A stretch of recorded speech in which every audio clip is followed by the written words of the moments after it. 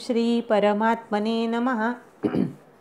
श्री विष्णू सहस्रनाम स्तोत्र श्लोक 99 ते 103. 99वा श्लोक म्हणूया. सुवर्णबिंदू रक्षोभ्य सर्ववागीश्वरेश्वरः महारथो महागर्तो महाभूतो महानिधी. सुवर्णबिंदू भगवंताचे बिंदू अर्थात अवयव सुवर्णासमान आहेत, म्हणून ते सुवर्णबिंदू आहेत. प्रणखात सर्व एव सुवर्ण, म्हणजे नखापासून तर शिखेपर्यंत सर्व काही सुवर्णच आहे असं उपनिषद सांगतं. किंवा ज्यांच्यात सुंदर वर्ण म्हणजे अक्षर आणि बिंदू आहे तो ओंकार, ते मंत्ररूप ओंकाररूप भगवंत हे सुवर्णबिंदू आहेत. इथपर्यंत श्री विष्णू सहस्रनामाचं 8वं शतक म्हणजे 800 नामांचं स्मरणचिंतन संक्षिप्त विवरण संपन्न झालं. हरये नमः. अक्षोभ्य भगवान रागद्वेषादींनी तसंच शब्दादी विषयांनी किंवा देवशत्रूंच्यामुळे क्षोभित होत नाहीत, म्हणून ते अक्षोभ्य आहेत. सर्व वागीश्वरेश्वरः भगवंत ब्रह्मादी सर्व वागीश्वरांचेही ईश्वर आहेत आणि म्हणून ते सर्व वागीश्वरेश्वर आहेत. महारथ त्या आनंदरूप परमात्म्यामध्ये ध्यान करणारे योगीजन त्यामध्ये निमग्न होतात आणि विश्रांत होऊन सुखाचा अनुभव घेतात. असे भगवंत एका महान सरोवराप्रमाणे आहेत. ध्यान करणारे योगीजन ज्यामध्ये डुबकी मारून आनंदात मग्न होतात, असे परमानंदाचे महान सरोवर असणारे भगवान हे महारथ आहेत. महागर्त भगवंतांची माया एखाद्या मोठ्या खड्ड्याप्रमाणे गर्ताप्रमाणे पार करण्यास अतिदुस्तर आहे, म्हणून ते महागर्त आहेत. मम माया दुरत्यया असे भगवंत म्हणतात. किंवा गर्त शब्दाचा अर्थ रथ असाही होतो. महारथी असल्याने भगवंतांचं नाव महागर्त असं आहे. महाभूत भगवान तिन्ही काळांच्या परे आहेत. त्यांचं स्वरूप हे विभागरहित आहे, म्हणून ते महाभूत आहेत. महानिधी ज्यांच्यामध्ये समस्त भूतमात्र राहतात असे भगवंत महान आहेत आणि ते निधी आहेत, म्हणून ते महानिधी आहेत. 100वा श्लोक असा आहे. कुमुदक कुंदरक कुंद पर्जन्यपावनो निलः अमृताशोमृतवपु सर्वज्ञ सर्वतोमुखः. कुमुद भगवंत कु म्हणजे पृथ्वीचा भार उतरवून तिला आनंदित करतात, म्हणून ते कुमुद आहेत. कुंदर कुंदाच्या फुलाप्रमाणे भगवान शुद्ध फल देतात किंवा ग्रहण करतात, म्हणून ते कुंदर आहेत.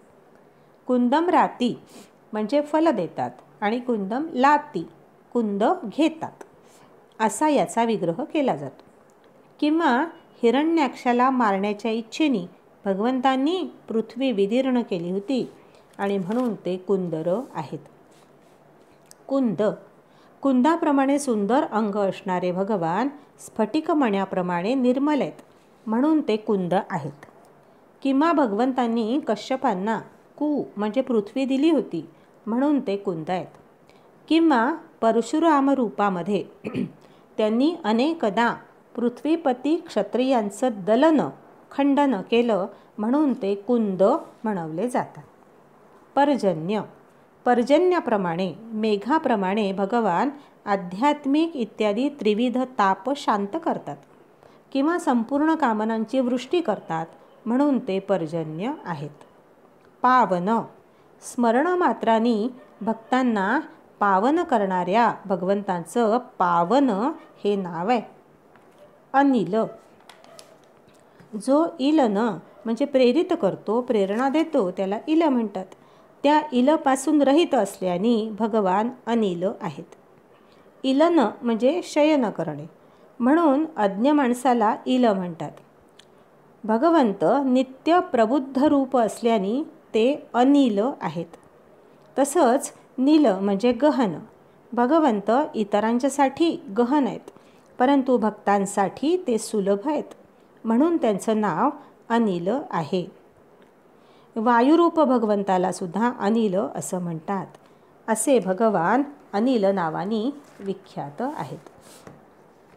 अमृताश स्वात्मानंदरूप अमृताचा भोग करत असल्याने भगवान अमृताश आहेत. किंवा त्यांनी समुद्रातून मंथन करून काढलेलं अमृत देवतांना दिलं आणि स्वतः प्राशन केलं म्हणून ते अमृताश आहेत.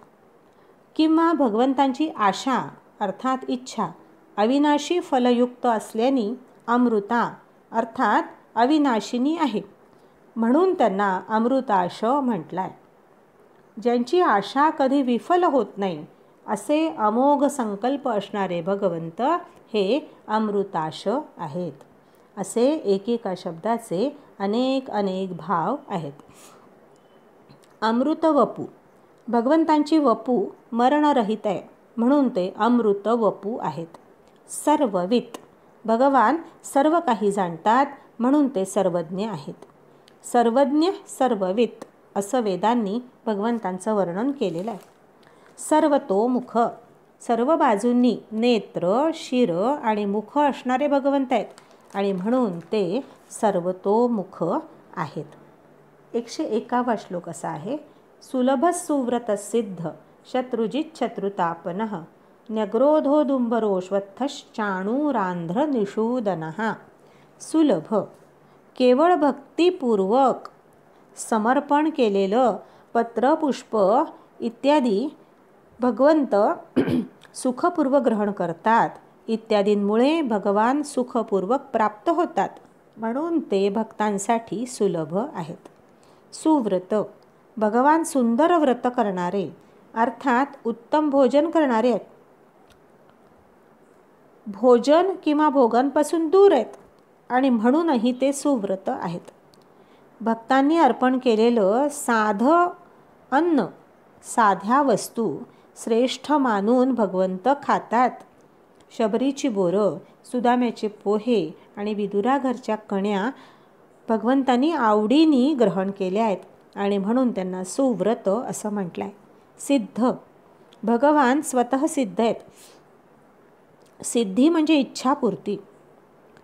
भगवंतांची इच्छापूर्ती दुसऱ्यांवर अवलंबून दुसऱ्यांच्या अधीन नाही आणि म्हणून ते सिद्ध आहेत. शत्रुजित देवशत्रूंना म्हणजे असुरांना जिंकणारे भगवान हे शत्रुजित आहेत. शत्रुतापन सर्व असुरांना तापवणारे भगवान शत्रुतापन आहेत. न्यग्रोध न्यक म्हणजे खालच्या बाजूला उगवणारं आणि सर्वात वर विराजमान असणारं. भगवान सर्वांचं मूळ कारण आणि परमश्रेष्ठ असल्याने ते न्यग्रोध आहेत. किंवा सर्व भूतांचा निराश करून आपल्या मायेचा स्वीकार करतात किंवा तिचा निरोधही करतात म्हणून भगवान हे न्यग्रोध आहेत. वटवृक्षरूप भगवान हे न्यग्रोध आहेत. उदुंबर कारणरूपाने भगवान अंबर म्हणजे आकाशाहून वर आहेत म्हणून ते उदुंबर आहेत. श्रुती सांगते की उदुंबर अन्नरूप खाद्याला सुद्धा म्हटलं जातं. खाद्यरूपाने भगवान विश्वाचं पोषण करतात आणि म्हणून ते उदुंबर आहेत. अश्वत्थ श्व म्हणजे उद्या जे उद्याही राहणार नाही असं भगवंताची अभिव्यक्ती असणारं जे जगत आहे हे अश्वत्थ आहे म्हणून भगवंतांचं नाव अश्वत्थ आहे. ऊर्ध्वमूलमधशाखम अश्वत्थम प्राहुरव्ययम असं गीतेमध्ये म्हटलेलं आहे. पिंपळ वृक्षरूप असे भगवान हे अश्वत्थ आहेत. चाणूरांध्र निषूदनः चाणूर नामक आंध्र जातीच्या मल्लाला वीराला भगवंतांनी मारलं आणि म्हणून त्यांचं नाव चाणूरांध्र निषूदन असं आहे. 102वा श्लोक असा आहे. सहस्रार्ची सप्तजिह्व सप्तैधा सप्तवाहनः अमूर्तिरनघो चिंत्यो भयकृत भयनाशनः. सहस्रार्ची ज्यांची सहस्र अर्थात अनंत आर्ची म्हणजे किरण आहेत ते भगवान सहस्रार्ची आहेत. देवी सूर्य सहस्रस्य या गीतेमधल्या श्लोकात असं म्हटलं आहे की जर आकाशात 1000 सूर्यांचा एकसाथ प्रकाश असेल तर तोही त्या परमात्म्याच्या प्रकाशाच्या समान कदाचितच असू शकेल. असे अनंत किरणधारी भगवान हे सहस्राक्षी आहेत. सप्तजिव्ह, अग्निरूप भगवंताच्या 7 जिव्हा आहेत. वेदांमध्ये वर्णन आलंय की काली, कराली, मनोजवा, सुलोहिता, सुधूम्रवर्णा, स्फुल्लंगिनी आणि देवी विश्वरुची या अग्नीच्या 7 लपलपत्या जिव्हा आहेत. असे भगवान हे सप्तजिव्ह आहेत. सप्तैधा, अग्निरूप भगवंताच्या 7 एधा म्हणजे 7 दीप्ती आहेत आणि म्हणून ते सप्तैधा आहेत. सप्तवाहन, सूर्यरूप भगवंताचं वाहन म्हणजे 7 अश्व आहेत म्हणून भगवंत सप्तवाहन आहेत.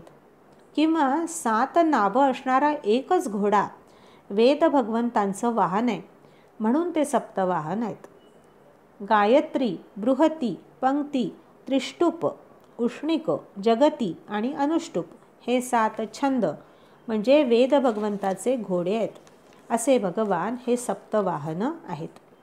अमूर्ती, घनरूप चराचराला मूर्ती म्हणतात परंतु भगवंत हे निराकार असल्याने ते अमूर्ती आहेत. देहरूप संघटित अवयवरहित असल्याने भगवान हे अमूर्ती आहेत. अनघ, ज्यांच्यामध्ये अघ म्हणजे दुःख किंवा पापाचा लेश नाही असे भगवान हे अनघ आहेत. अचिंत्य, भगवंत हे सर्व प्रमाणांचा अविषय आहेत. कोणत्याही प्रमाणांनी कोणत्याही प्रकारांनी ते चिंतनात सापडत नाहीत आणि म्हणून ते अचिंत्य आहेत. भयकृत, दुष्टांना भयभीत करणारे भगवान हे भयकृत आहेत किंवा भक्तांचं भय नष्ट करणारे काटणारे आहेत म्हणून भगवंतांना भयकृत असं म्हटलं आहे. भयनाशन, वर्णाश्रम धर्माचं पालन करणाऱ्यांचं भय भगवंत नष्ट करणारे आहेत आणि म्हणून भगवान हे भयनाशन आहेत. 103वा श्लोक असा आहे. अणुर्बृहत्कृश स्थूलो गुणभृन निर्गुणो महान अधृतस्वधृतस्वास्य प्राग्वंशो वंशवर्धनः. अणु अत्यंत सूक्ष्म असल्याने भगवान हे अणु आहेत. बृहत, त्याच्या विरुद्धार्थी शब्द आलाय लगेचच. खूप मोठं, तसंच बृहण म्हणजे जगत रूपाने वाढणारं असल्याने ब्रह्म हे बृहत आहे. ते महतो महीयान आहे असं श्रुती सांगते. कृश, परमात्मतत्व हे अत्यंत पातळ, अत्यंत तरल आणि हलकं आहे आणि म्हणून भगवान हे कृश आहेत. स्थूल, सर्वात्मक असल्याने भगवान हे स्थूल आहेत. गुणभृत, सृष्टी, स्थिती आणि लय कर्मात सत्व, रज आणि तम या 3 गुणांचे अधिष्ठाता असल्याने भगवंत हे गुणभृत आहेत. निर्गुण, परमार्थतः भगवंतामध्ये गुणांचा अभाव आहे. भगवंत त्रिगुणांनी रहित आहेत आणि म्हणून ते निर्गुण आहेत. केवल निर्गुणश्च, ते केवल आहेत आणि निर्गुण आहेत असं श्रुती सांगते. महान, शब्द इत्यादी गुणांनी रहित, अत्यंत सूक्ष्म, तसंच नित्य, शुद्ध आणि सर्वगत असल्याने भगवंतांच्यामध्ये विघ्नरूप कर्मसमूह राहू शकत नाही आणि म्हणून ते महान आहेत. गुण, प्रभाव, ऐश्वर्य आणि ज्ञान इत्यादीच्या श्रेष्ठतेने भगवान हे महान आहेत. अधृत, पृथ्वी इत्यादी ज्यांनी धारण केली त्यांनाही धारण करणारे भगवान अन्य कोणाकडूनही धारण केले जाऊ शकत नाहीत आणि म्हणून त्यांना अधृत असं म्हटलं आहे. स्वधृत, भगवान स्वतः आपल्या आपणास धारण करणारे आहेत. भगवान आपल्याच महिम्यामध्ये स्थित आहेत आणि म्हणून त्यांना स्वधृत असं नाव आहे. स्वास्य, कमलकोशाच्या खालच्या भागाप्रमाणे भगवंतांचे ताम्रवर्ण असे मुख अत्यंत सुंदर आहे आणि म्हणून ते स्वास्य आहेत. किंवा पुरुषार्थाचा उपदेश करण्यासाठी भगवंतांच्या मुखातून वेदार्थरूपी महान शब्दसमूह निघालाय आणि म्हणून ते स्वास्य आहेत. प्राग्वंश, ज्यांच्यापासून समस्त वंश परंपरा आहे ते भगवान हे प्रागवंश आहेत. त्यांचा प्रपंचरूपी वंश हा अगदी प्रारंभापासून आहे आणि म्हणून त्यांना प्रागवंश असं नाव आहे. वंशवर्धन, आपल्या प्रपंचरूप वंशाला वाढवणारे असे भगवान हे वंशवर्धन आहेत. आज इथेच थांबूया. हरये नमः.